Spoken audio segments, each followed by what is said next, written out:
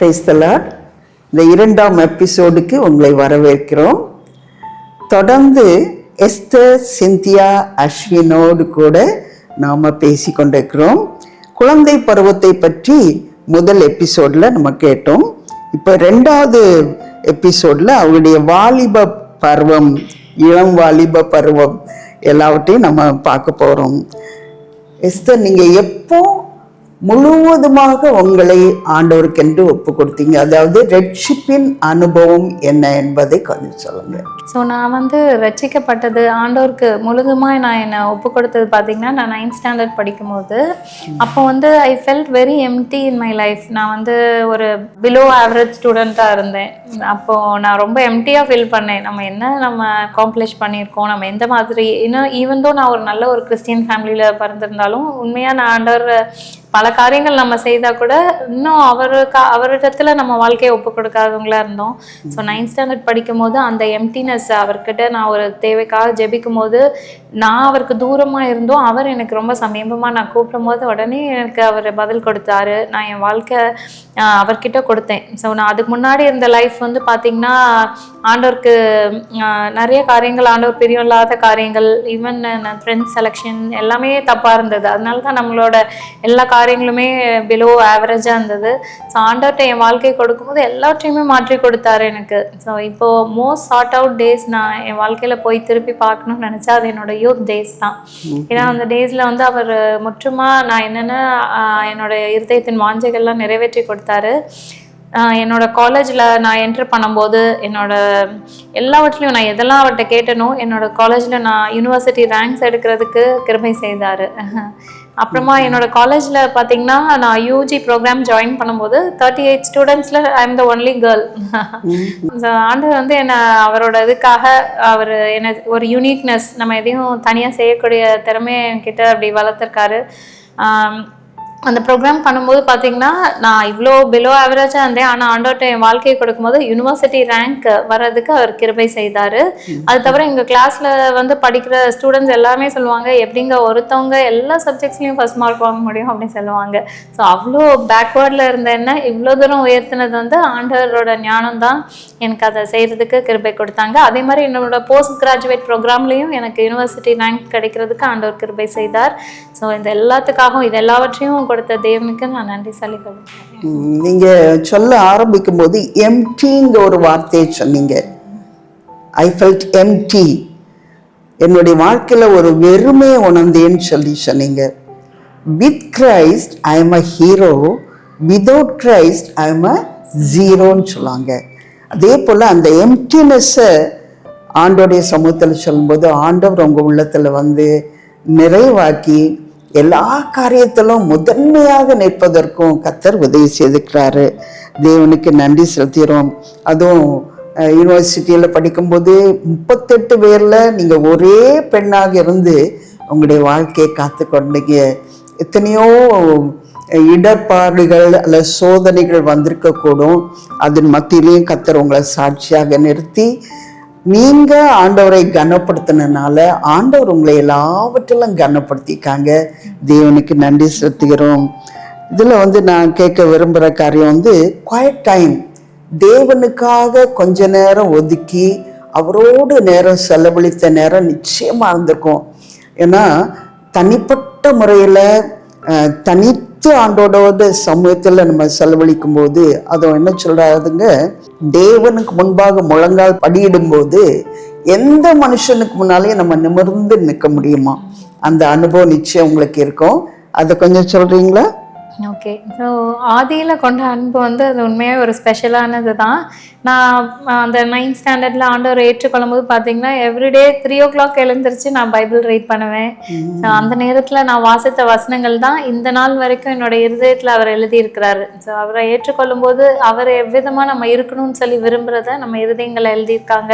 So விசேஷமாக அந்த quite டைம்லலாம் அநேகமாக நான் தெரிஞ்சுக்கிட்டது எபேசியரில் அது குயின் ஆஃப் ஆல் எபிஸ்டில்ஸ்ன்னு சொல்கிறாங்க. ஸோ அதில் அநேக காரியங்கள் எனக்கு சொல்லி கொடுத்தாரு. இவைகளின் பேர் முதலாக இவங்களுக்குள்ள சொல்லப்படக்கூடாது, அநேக காரியங்கள் சொல்லியிருக்கிறாங்க. ஸோ நம்ம வாழ்க்கையில் எந்த மாதிரி இருக்கணும், அவர் நம்ம கிட்டேருந்து எதிர்பார்க்கறது எப்படிப்பட்டதாக இருக்கிறது. அதே மாதிரி நம்ம சொல்கிறோம் சில நேரம் பிலோ ஆவரேஜ்னு சொல்கிறோம்.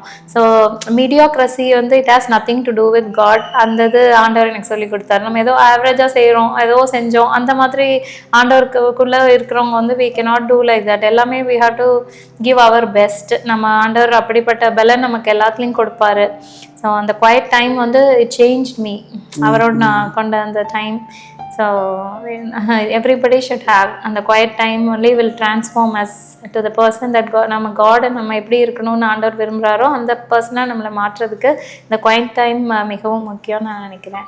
எஸ், காலையில் 3 மணிக்கு எழும்பி வேதம் வாசித்து ஜெபித்தது இன்றைக்கும் அது என்னுடைய இருதயத்தில் எழுதப்பட்டிருக்கிறது என்று சொல்லி சொன்னாங்க. இதை கேட்டுக்கொண்டிருக்கிற வாலிப பிள்ளைகளுக்கு இது ஒரு சவாலாக அமையட்டும். பொதுவாக நம்ம தலை மேலே பறவைலாம் பறக்குது, ஆனால் அதை நம்ம ஸ்டாப் பண்ண முடியாது.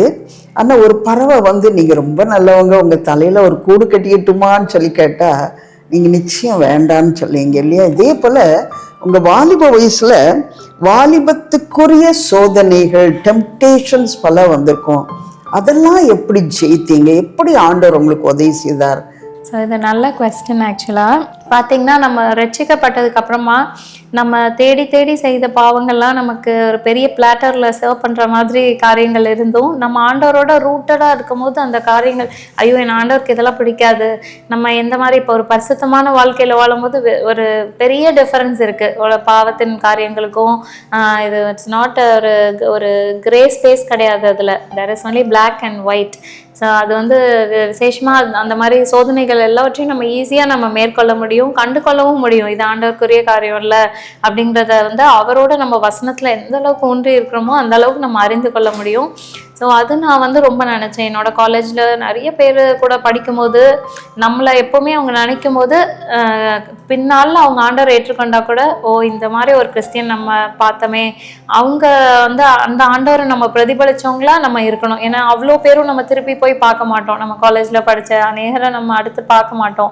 ஆனாலும் அவங்க வந்து பார்த்த ஒரு நம்ம வந்து தீமோத்தேயுல சொன்னது போல் நீயும் எல்லாருக்கும் நம்ம அப்படிப்பட்ட மாதிரியை நம்ம செட் பண்ணோம்.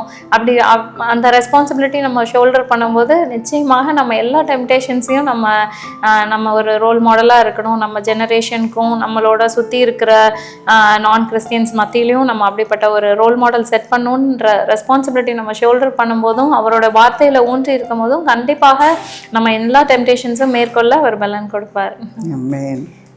மாதிரி மாடல், மாதிரி மாடல் என்று சொன்னீங்க. உண்மையாகவே நீங்கள் ஒரு மாதிரியாக வாழ்ந்துருக்கீங்க. என்னை காண்கிறவன் தேவனை காணணும்னு சொல்லி ஆண்டவருக்காக வாழ்ந்திருக்கீங்க. நிச்சயமாக உங்களோடு படித்த அநேகருக்கு நீங்கள் ஆசீர்வாதமாக இருந்திருக்கீங்க. தேவனுக்கு நன்றி செலுத்துகிறோம். நீங்கள் வாலிப வயசில் கல்லூரியில் படிக்கும்போதும் சரி, பள்ளிக்கூடத்தில் படிக்கும்போதும் மற்றவர்களுக்கு உதவி செய்தது போல உங்களுக்கு ஏதாவது ஞாபகம் இருக்குதா? ஓகே, நான் வந்து ஆக்சுவலாக புதுசாக ரட்சிக்கப்பட்டிருக்கும் போது ஒரு உதவி செய்தது ரொம்ப நான் எனக்கு நினைக்கிறேன் நான் செய்தது ரொம்ப சின்ன ஒரு உதவி, ஆனால் அது பெரிய ஒரு ஆத்துமாரோடையாக இருந்தது. அதை நான் இங்கே ஷேர் பண்ண விரும்புகிறேன். ஸோ எங்கள் கூட பார்த்திங்கன்னா ஒரு பொண்ணு எல்லா சண்டே ஸ்கூலுக்கு எங்கள் வீட்டு பக்கத்தில் தான் இருந்தாங்க. அவங்க அம்மா, அவங்க பாட்டிமா, அவ்வளோதான். அவங்க ஒரு மண் வீட்டில் இருந்தாங்க, லக்ஷ்மின்ற அந்த பொண்ணு. ஸோ அவள் வந்து அவங்க அம்மா தீப்பெட்டி ஒட்டி இன்னும் கொஞ்சம் வீட்டிலலாம் சுற்றி இருக்கிற வீட்டிலலாம் வேலை செய்து அப்படி தான் அவளை வளர்த்தது எல்லாமே. ஏழை, ரொம்ப கஷ்டப்படுற ஒரு குடும்பத்துலேருந்து. ஆனால் அவங்க அம்மா வந்து ஆண்டவர் மேலே ரொம்ப வாஞ்சியாக இருந்தாங்க. எங்கள் வீட்டு எவ்ரி வீக் நடக்கிற தேர்ஸ்டே ப்ரேயருக்குலாம் அவங்க வருவாங்க. அப்போ அவட்ட கேட்டேன், உனக்கு என்ன ஆசை அப்படின்னு சொல்லி கேட்டேன். அவள் சொன்னா, இந்த மாநில முகாமுக்கு எல்லாரும் வேனில் போகிறாங்கல்லக்கா, நானும் அந்த வேனில் எல்லாரும் கூட பாட்டு பாடிட்டு சந்தோஷமாக போகணும், அதுதான் என்னோட ஆசை அப்படின்னு சொல்லி சொன்னா. ஸோ அந்த டைமில் என்னோட பாட்டிமா வந்து எனக்கு ஒரு இதுக்காக ஒரு கிஃப்ட் கொடுத்துருந்தாங்க, ஒரு 250 rupees. ஸோ நான் வந்து நினச்சேன் அவளோட ஆசை நம்ம நிறைவேற்றலாம் அப்படின்னு சொல்லி நான் கொடுத்த அந்த 250 rupees பார்த்தீங்கன்னா, இப்போ ரீசெண்டாக என்னோட அம்மா கிட்ட கேட்டுட்டு இருந்தேன், அம்மா லக்ஷ்மி என்ன பண்ணுறான்னு. அவங்க சொன்னாங்க, அவள் கல்யாணம் ஆகி கிறிஸ்டியன் ஃபேமிலியிலே கல்யாணம் ஆகி நல்ல ஒரு பிள்ளைங்களாம் இருக்காங்க, நீ வரும்போது நெக்ஸ்ட் டைம் நீ பாருன்னு சொன்னாங்க. அவள் கேட்கும் போது எனக்கு சந்தோஷமாக இருந்தது.